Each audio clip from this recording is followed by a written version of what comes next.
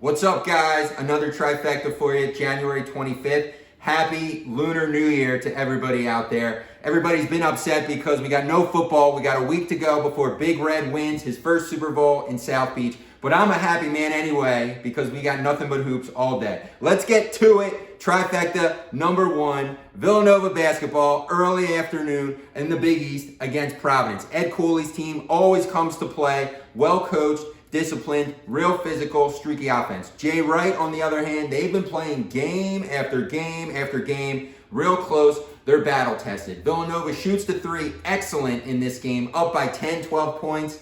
Lets Providence, though, come back late, makes a run, but ultimately Villanova's defense and strong-mindedness way too much. Colin Gillespie, he's impressing me, guys. The local guy from Huntington Valley, played at the prep area, private school, not Lower Moreland, but he's solid. His game is growing on me. I've been saying it slowly. Villanova's looking better and better each game. They're young, but they're talented. They're figuring out a way to get better and better. The one thing that I do not like, every game they're playing is close. I understand you got to grind it out. If you're going to win the tournament, you got to win close games, and they've done that, battle tested and all. I get it. But they got to start blowing out some teams. Got to blow out a team like Providence. They're better than them on paper. You got to do better than at these close games. But I like what I see. They were number 9 in the country. Maybe they go up to 8 or 7. If they keep playing this way, they can maybe get a 2 seed in the tournament, guys. But you got to win. Show me, Nova. They can win some games, blow teams out, not winning by 6, 7 points every time where it's really too close. But Colin Gillespie, I'm happy. Look, I'm happy what I see. Number 2 trifecta. Let's go rapid fire before we get to the final piece. Second member of the trifecta, Baylor, number 1 in the country. They're playing Florida in Florida. What's going on with the Vegas line, guys? If you looked at that line, Florida was -2 against the number 1 team in the country. Are you kidding me? Baylor's too big, shoots the 3, defense, large and in charge. They win by 11-13. If you took Baylor, you were a happy man. Let's go to another game. Dayton against Richmond. 2 small schools. I love to see the small school mid-majors, guys, and they're doing great things. Dayton's number 7 in the country. They got great offensive efficiency. They beat Richmond by 8 points, but Richmond puts up a heck of a fight. Both those teams are going to be in the tournament. Look for Dayton to make a huge run. Maybe they get to the Final Four. That's crazy. If you saw some ACC action, Florida State played Notre Dame. Florida State's running and gunning, up by about 15 points, I think. And then slowly Notre Dame's offense comes back and forth at the end. Those last 5 minutes, I've been saying it forever, guys. Florida State, they put you to sleep. Sometimes they turn a 6-point lead into 20, or that 12-point lead goes all the way down to 1. Notre Dame almost pulls off the amazing comeback, loses by 1 point. Florida State pulls on. If you had the money line, you were happy. If you took the spread, not so much. And then the final rapid fire, let's keep it local. Palestra, Big 5, guys. Temple against Penn in the Ivy League. If you looked at that line, that was Penn -1. That is a wacky line. If you're Mikey Miz, he always says, read the line. It's always telling you something. That's a Penn line. If you watch that game local, Temple did not score for the first 12 minutes of that game. I think it was 20-4 when that game started. That's crazy. Too much of an uphill battle for Aaron McKee's Temple Owls. But you know what? They made a comeback. They're down by 9 at half. They cut it to 6.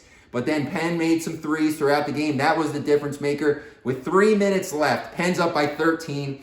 Aaron McKee puts on this great press. It was impressive, and all of a sudden, Penn can't make a foul shot. Missed a one-on-one. Missed another one-on-one. Missed 2 foul shots in a row. Temple cuts it to 6. They had opportunities to cut it to 2 or 3 late. They lose by 7. Temple ends up losing to Penn for the first time since, I think, Fran Dunphy's first year coaching Temple. That's a crazy game to me. What's nuts is they're probably not making the tournament, or I would say absolutely not.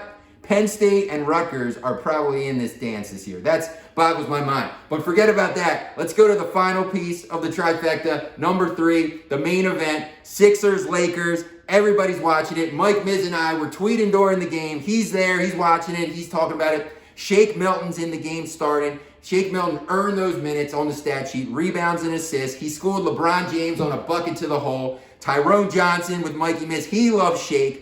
But let's get to Ben Simmons. He's aggressive. We've talked about it, guys. When he goes strong to the hole and he scores time after time, I think 13 or more times to the hole, the Sixers win. 28 points, over 10 boards, a lot of assists. He had a great game. Tobias was shooting the ball well. Furkan shot the ball well. But what's more impressive, guys, they did it without Embiid or Josh Richardson. Huge win at home. I was impressed. The Lakers had Davis in the lineup and LeBron, and they still couldn't do it. Huge win for the Sixers. Let's talk about a couple things, side piece.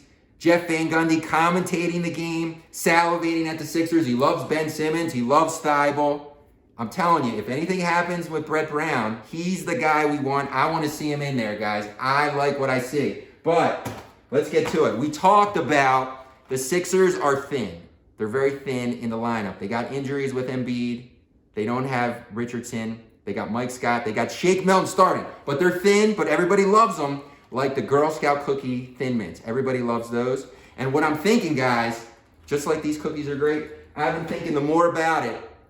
In the East, I don't think anybody can beat the Sixers in a 7-game series. If they're healthy, if Embiid and Richardson comes back, Simmons is finding his game, nobody's going to beat them in a 7-game series, provided they can avoid the Bucks or the Raptors. If they have to play the Raptors in the first round in a 7-game series, that scares me big time. That's going 7 games, no doubt. But if they can play Boston and Miami in the first 2 rounds, I'm a happy guy. I think if they can get to the Eastern Conference and avoid all that, anything can happen, so we'll see. But if they can avoid the Bucks or the Raptors, anybody else, nobody else in the East can beat them in a 7-game. So that's what we got, guys. We're going to enjoy, that's my French language for that, some Girl Scout cookie Thin Mints, because the Sixers are thin, but it don't matter even when LeBron James and Anthony Davis are playing. So everybody have a good weekend. Celebrate the Sixers win. V Productions, it's Saturday night, and we're out of here, guys.